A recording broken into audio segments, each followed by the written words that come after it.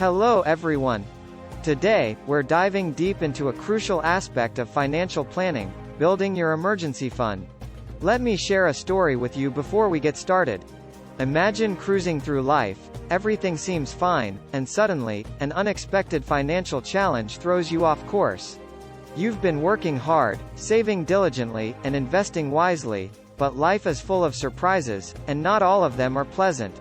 Without a financial cushion, these unexpected situations can lead to debt and financial strain. So, what's the solution? Welcome to Wealth Creation Gents, a personal finance channel focusing on financial intelligence. That's where having an emergency fund comes to the rescue.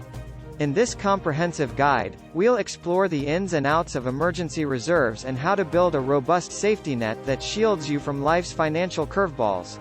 Now, let me ask you, have you ever faced a situation where you wished you had a safety net in place? Share your thoughts in the comments below, and don't forget to hit that subscribe button and ring the notification bell, so you never miss valuable financial insights like this one. 1. Understanding the need for emergency fund financial planning. 1.1 Definition of emergency reserves. So, what exactly are emergency reserves? Think of them as your personal financial superheroes, a dedicated pool of money set aside specifically to cover unforeseen expenses or emergencies. 1.2 Importance of emergency reserves. Emergency reserves are not just a nice-to-have, they are a must-have in your financial arsenal. Life loves to surprise us with unexpected challenges, and without a financial cushion, these situations can easily lead to debt and financial strain. 2. How much should you have in emergency reserves? 2.1 General Guidelines. The million-dollar question: how much should you have in your emergency fund? Financial experts recommend stashing away enough to cover 3 to 6 months' worth of living expenses. 2.2 Factors to consider. While the general guideline is a great starting point, everyone's financial situation is unique. You need to take into account factors like job stability, family size, health conditions, and insurance coverage to determine your ideal emergency fund amount. 2.3 Calculating your ideal emergency fund. To calculate your ideal emergency fund, you've got to do a bit of financial math. Assess your monthly expenses, including housing, utilities, groceries, debt payments, and other essential bills. 3. Where to keep your emergency reserves. 3.1 High-interest savings account. When it comes to choosing the right account for your emergency reserves, a high-interest savings account is a popular choice. It's safe, easily accessible, and even earns you a bit of interest on your savings. 3.2 Money market accounts.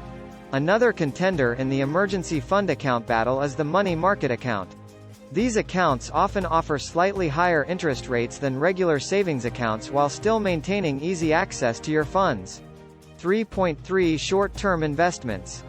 If you're feeling adventurous and comfortable with a tad more risk, you can explore short-term investments for your emergency fund. However, make sure to choose investments with high liquidity and low volatility. 4. Building your emergency fund financial planning. 4.1 Creating a budget. Building an emergency fund is like setting up a solid financial game plan. The first step is creating a detailed budget to track your income and expenses. 4.2 Setting savings goals. Every hero needs a goal, and your emergency fund is no different. Set clear and realistic savings goals to know exactly what you're aiming for. 4.3 Automating savings. Saving money can be a superhero task, but you can make it easier by putting your savings on autopilot. Set up automatic transfers from your primary account to your emergency fund. 5. Common mistakes to avoid. 5.1 Not prioritizing emergency reserves. The villain of the story is neglecting your emergency reserves when everything seems hunky-dory. But remember, emergencies can strike at any moment, and your safety net should be a top priority. 5.2 Using emergency funds for non-emergencies. Strictly reserve your fund for genuine emergencies and resist the urge to splurge unnecessarily. 5.3 Not replenishing the fund. Once you've used your emergency fund, make replenishing it a top priority. Gradually allocate a portion of your income towards rebuilding your safety net. 6. Accessing your emergency reserves. 6.1 Determining when to use the fund. Knowing when to unleash your financial superheroes is crucial. Reserve your emergency fund for true emergencies, such as medical expenses, essential repairs, or unexpected job loss. 6.2 Rebuilding the fund after use. After your emergency reserves have swooped in to save the day, create a plan to replenish the fund gradually. 7. Teaching kids about emergency fund financial planning. 7.1 Importance of financial education. Financial literacy is like a superpower, and it's never too early to pass on this wisdom to the next generation. 7.2 Age-appropriate lessons. Tailor financial lessons to your child's age and understanding. 8. Emergency reserves versus credit cards. 8.1 Pros and cons of each. Credit cards can provide short-term liquidity during emergencies, but they also come with the risk of accumulating high-interest debt. On the other hand, emergency reserves offer a debt-free solution and peace of mind. 8.2 Complementary strategies. Think of it as a dynamic duo.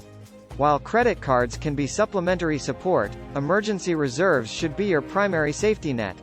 9. Real-life emergency reserve stories. 9.1 Success stories. Nothing inspires like real-life heroes and their success stories. Learn from individuals who relied on their emergency reserves to overcome financial challenges successfully. 9.2 Lessons learned. Gather knowledge from others' experiences and apply those lessons to your own emergency fund strategy. 10. Coping with financial stress. 10.1 Seeking support. Financial stress can take a toll on your mental and physical health. Reach out to friends, family, or financial advisors for guidance and assistance during challenging times. 10.2 Focusing on solutions. Stay focused on finding practical solutions. Your emergency reserves provide a sense of security during these trying moments. 11. When to reevaluate your emergency reserves. 11.1 Major life changes. Major life events may require adjustments to your emergency fund goal. As your life evolves, so should your financial safety net. 11.2 Economic factors. Periodically review and adjust your savings to stay ahead of the game. 12. Building resilience and reducing the need for emergency reserves. 12.1 Creating multiple income streams. Diversify your financial power by creating multiple income streams. 12.2 Building marketable skills. Invest in developing marketable skills to reduce your dependency on emergency reserves. 13. Community-based emergency reserves. 13.1 Mutual aid networks.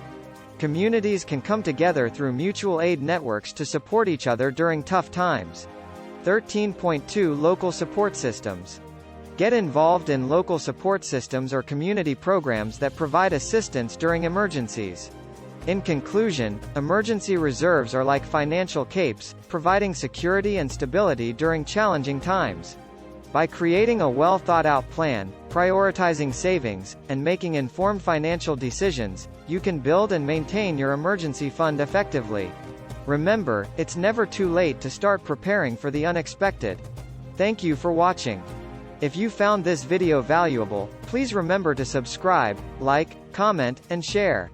If you want to learn more, click on the link below to read the free article on the Wealth Creation Gents website.